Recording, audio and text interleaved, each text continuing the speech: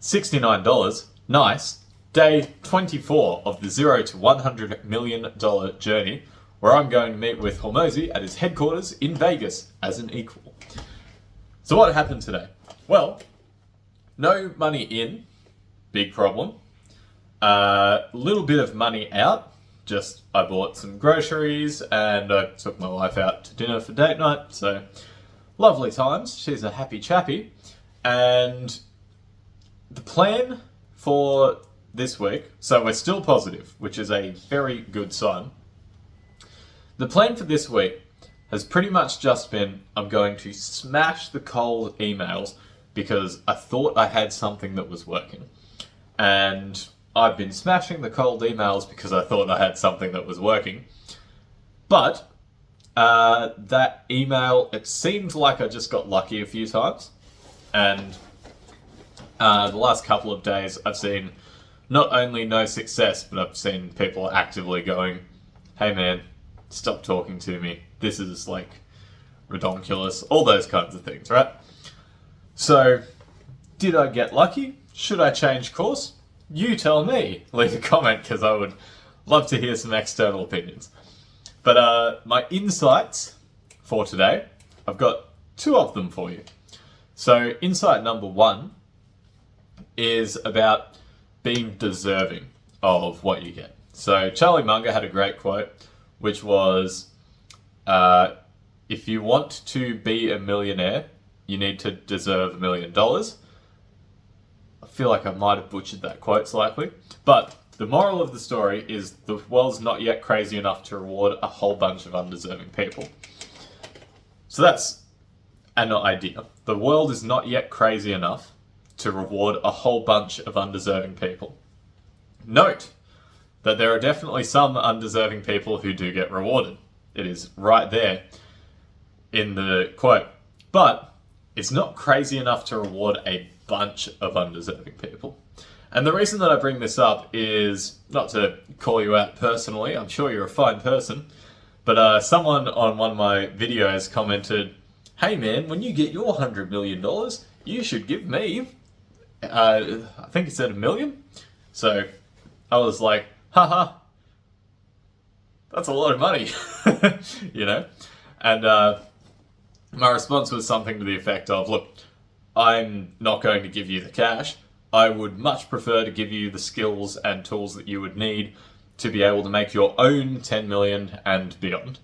So hopefully he gets the message and is like, yeah, I should make 10 million. And instead of asking this random guy who has literally $74 to his name, well, 69 now, instead of asking him for a handout of $1 million, I should just go and make my own $10 million.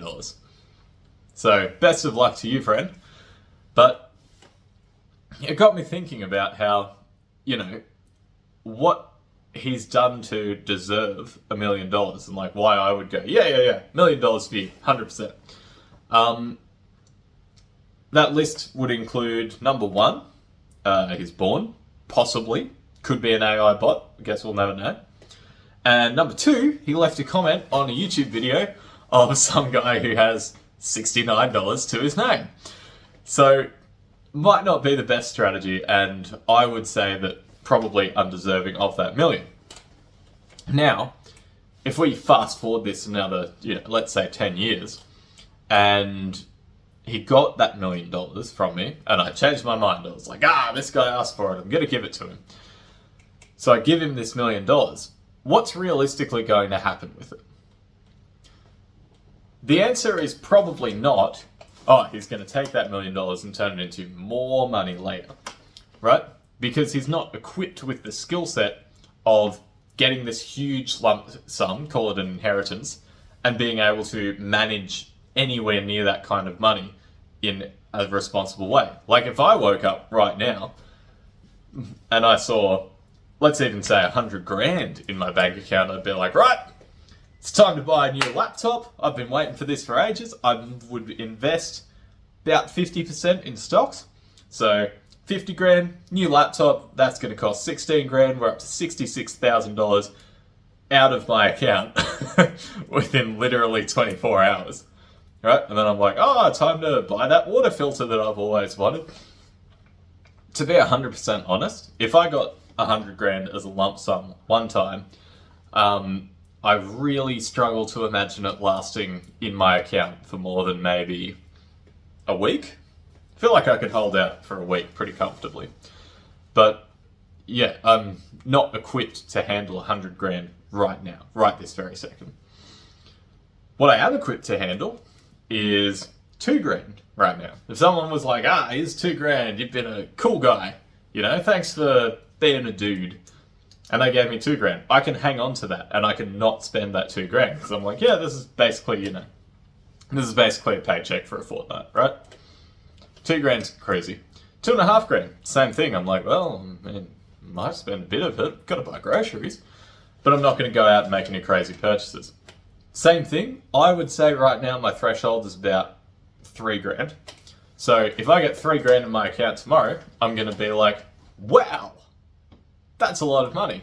And it's gonna be right on that precipice of whether I spend it or whether I don't.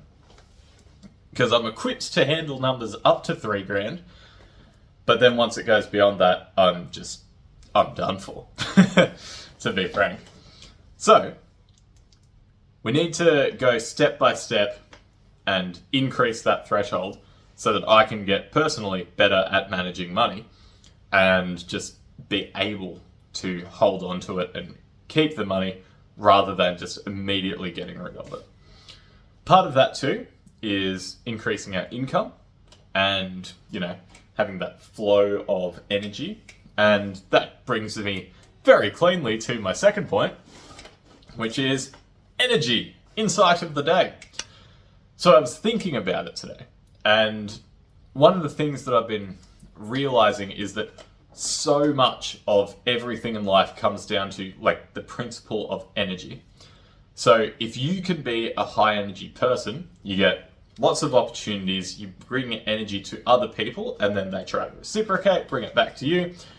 You can control the energy of a room just by you being in it and how you interact with it, and all of those kinds of things. And I was viewing money as like potential energy. So potential energy is basically you lift an object up to here, and it has potential energy because gravity's about to pull it down as soon as I let go. And money is kind of like that. So there's this idea that money is the stored time and effort, aka energy, of other people. So if I have this gigantic store of $100 million, that is so many man hours from so many people that I've just got access to. So I can buy goods, I can buy services, I can buy whatever I want in the form of money, which is just, again, potential energy for other people doing things for me, more or less, right? And so the question is, how do you get money? Well, if it's the stored time and energy, emphasis on the energy for right now, then it's the more energy that you have and that you can put out, the more of that you'll get to store and keep for yourself. And then you just add layers of leverage under that, right? So if I have one person's energy, which seems reasonable, and then I'm putting as much of that energy into the marketplace as I can, and I'm grinding my head off, and I'm getting some of that in return as a store of time and energy, that's all well and good. But what really needs to happen is I need to start I need to start looking at ways that I can add leverage onto that energy. So one of the things that I can do is I can start using electricity and AI's intelligence, and I can convert that electricity into money energy, which is kind of cool, because you're like, hey, does that mean that AI is going to replace the whole human workforce shortly? The answer is maybe. But yeah, I can convert my electricity into money, which is then a store of human time and energy. And I'm sure that other people are doing the same in reverse. So it's just all this whole cycle of AI taking all of our jobs and we get absolutely cooked. But on that line of being high energy, one of the things that I've been thinking about business-wise is also just do not get sick, and way, way, way more caffeine.